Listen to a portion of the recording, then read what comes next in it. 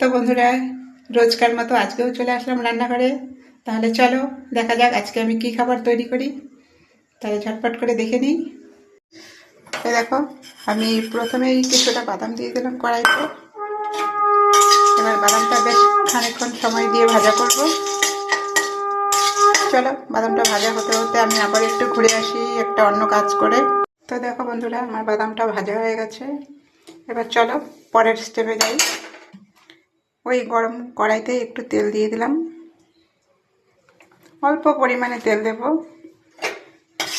তেলটাও বেশ গরম হয়ে গেছে, কড়াইটা যেহেতু গরম ওই জন্য তেলটাও গরম হয়ে গেছে। এবার এখানে আমি দিয়ে দেবো খানিকটা কালো জিরে। এবার একটু ভালো করে নাড়াচাড়া করে এর মধ্যে দিয়ে দেবো কিছুটা কাঁচা লঙ্কা কুচি। এবার এটাকে ভালো করে নাড়াচাড়া করে লঙ্কাটাকে বেশ ভেজে নেব। তো দেখো লঙ্কাগুলো ভাজা হয়ে গেছে। এখানে দিয়ে দিলাম কিছুটা চিড়ে।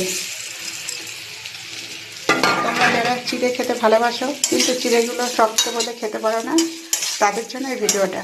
চিড়েগুলোকে বেশ সুন্দর করে একটু ভেজে নেবে। আমি যেভাবে দেখাচ্ছি তোমাদের এভাবে একটু ভেজে নিও, তাহলেই দেখবে চিড়ে ভাজা খেতে সেই টেস্ট। তো চিড়েটা ভাজা হোক। দেখো বন্ধুরা, চিড়েগুলো আমার ভাজা হয়ে গেছে।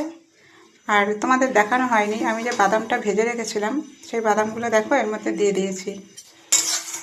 এর মধ্যে আরেকটা জিনিস অ্যাড করব, সেটা যখন খাবো তখন এর মধ্যে কিছুটা চানাচুর মিশিয়ে খেলে পরে এর স্বাদটা দ্বিগুণ বেড়ে যায়।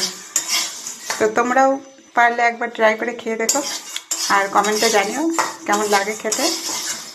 তাহলে আজ আসি, টাটা।